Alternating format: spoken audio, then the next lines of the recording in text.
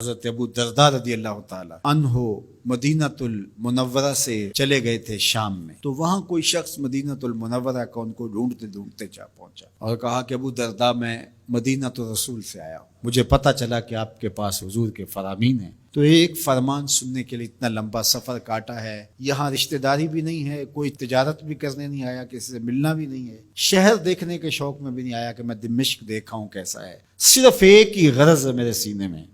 اور وہ یہ کہ میں ابو درداء سے حضور کا فرمان سنا۔ تو حضرت ابو درداء رضی اللہ تعالی عنہ نے پھر انہیں حضور علیہ السلام کا ایک فرمان سنایا، سنو آپ بھی، من سلک طریقا یبتغی فیہ علما سہل اللہ لہ طریقا الی الجنہ، جو کسی ایسے راستے پہ چلا جس راستے میں اس کا مقصد ابتغاء علم تھا، علم سیکھنا تھا، تو فرمایا اللہ اس کے لیے جنت کی راہیں آسان کر دیتا ہے۔ اللہ، یہ کس کو بتایا جا رہا ہے؟ جو ایک حدیث سننے آ رہا ہے۔ لازمی نہیں ہے کہ وہ باقاعدہ طالب علمانہ انداز ہی اختیار کرے کہ باقاعدہ داخلہ لیا جائے کسی ادارے میں اور وہاں سیکھنے کے لیے جائے تو وہ طالب علم شمار ہوگا۔ لازمی نہیں ہے کہ 8 سال کا 10 سال کا کورس پڑھنے جائے تو پھر ہی طالب علم شمار ہوگا۔ اس کو بتایا جو صرف ایک حدیث سیکھنے آیا تھا۔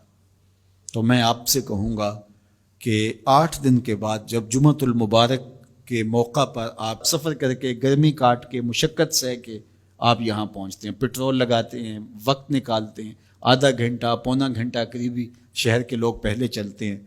اور جو باقی شہروں سے آ رہے ہیں کوئی 2 گھنٹے پہلے چل رہے ہیں، کچھ لوگ صبح سے چل رہے ہوتے ہیں، کچھ لوگ رات سے چل رہے ہوتے ہیں، کچھ لوگ رات آ کے ہمارے پاس مہمان خانے میں ٹھہرے ہوتے ہیں کہ صبح ہم نے نماز جمعہ پڑھ کے جانا ہے، دور دور سے لوگ آ رہے ہوتے ہیں۔ تو اس وقت طالب علم بن کے آیا کریں کہ ہم حضور علیہ السلام کے فرامین سیکھنے جا رہے ہیں، ہم قرآن مجید کی تفسیر سیکھنے جا رہے ہیں، ہم دین سیکھنے جا رہے ہیں۔ تو پھر آپ جب گھر سے چلیں گے تو جنت کی راہ پہ چل کے یہاں پہنچیں گے۔ اور دوسری بات، وَإِنَّ الْمَلَائِكَةَ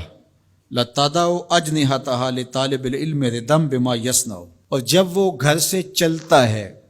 جتنے بھی دور سے چلا ہے، 20 کلومیٹر سے چلا ہے یا 2000 کلومیٹر سے چلا ہے، وہ جتنی دور سے بھی چلا ہے، جب وہ گھر سے چلتا ہے، اللہ کے نورانی فرشتے اپنے نورانی پر اس کے پروٹوکول کے لیے چلنے والے کے پاؤں تلے پھیلا دیتے۔ یہ پروٹوکول ہے، اللہ اکبر، یہ اعزاز ہے، یہ تکریم ہے۔ پھر ارشاد فرمایا وَإِنَّ فَضْلَ الْعَالِمِ عَلَى الْعَابِدِ كَفَضْلِ الْقَمَرِ عَلَى سَائِرِ الْكَوَاكِبِ، عالم کی فضیلت عابد پر، عالم کی فضیلت ہنڈے بدماش چور ڈاکو اس پر نہیں، اس سے موازنہ نہیں کیا جا رہا ہے۔ ایک عام چور ڈاکو بدماش سے تو ایک مسجد میں جھاڑو دینے والا بھی افضل ہے، اس سے موازنہ نہیں کیا جا رہا، بلکہ موازنہ کس سے کیا جا رہا ہے؟ جو تہجد گزار ہے، شب زندہ دار ہے، نوافل پڑھتا ہے، صلاۃ الاوابین، صلاۃ الاشراق، چاشت کی نماز، قرآن مجید کی تلاوت، رات کو عبادت، دن کو روزہ، معاملات میں محتاط، صرف عالم نہیں ہے، باقی وہ عابد ہے بہت بڑا، اپنی نظر پر پہرے بٹھاتا ہے، خیالوں پر پہرے بٹھاتا ہے، سوچوں کو آوارہ نہیں ہونے دیتا، زبان کو بے قابو نہیں ہونے دیتا، عابد ہے۔ اس پر عالم کی فضیلت کتنی ہے آپ ذرا سنیے تو آپ کا جی چاہے گا کہ ہم مکمل عالم بن جائیں۔ تو فرمایا کہ فضل العالم علی العابد کفضل القمر علی سائر الکواکب، عالم کی اس عابد پر، تہجد گزار پر فضیلت اس طرح ہے جس طرح 14ویں رات کے چمکتے ہوئے چاند کی فضیلت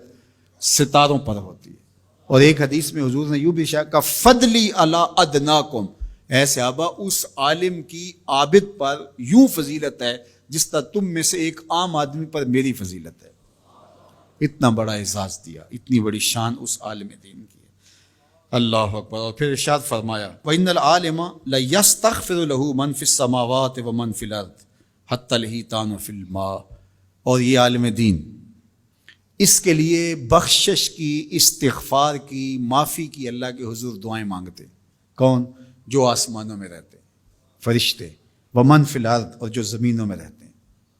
حتی الحیتان فی الماء، یہاں تک کہ جو سمندروں میں، دریاؤں میں، پانیوں میں مچھلیاں رہتی ہیں وہ بھی عالم دین کے لیے دعائیں کر رہی ہوتی ہیں، اللہ اس کی مغفرت فرما دے، اللہ اس کی مغفرت فرما دے۔ اگر کوئی معمولی چیز صادر ہو بھی جائے عالم دین سے تو لٹھ لے کے پیچھے نہ پڑ جائیں،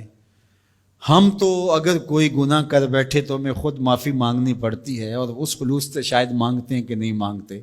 لیکن عالم دین سے اگر کوئی خطا ہو بھی جائے، کوئی غلطی ہو بھی جائے، تو آسمان کے فرشتے بھی دعائیں مانگ رہے ہوتے ہیں، زمین کی مخلوقات بھی اس کے لیے استغفار طلب کر رہی ہوتی ہیں، اور سمندروں، دریاؤں اور پانیوں کی مچھلیاں بھی اس کے لیے استغفار طلب کر رہی ہوتی ہیں۔ یہ اتنی بڑی فضیلت ہے اللہ تعالیٰ نے علماء کی رکھی۔ دعا کرو اللہ مجھے بھی اور آپ سب کو بھی علماء کے زمرے میں شامل فرمائے۔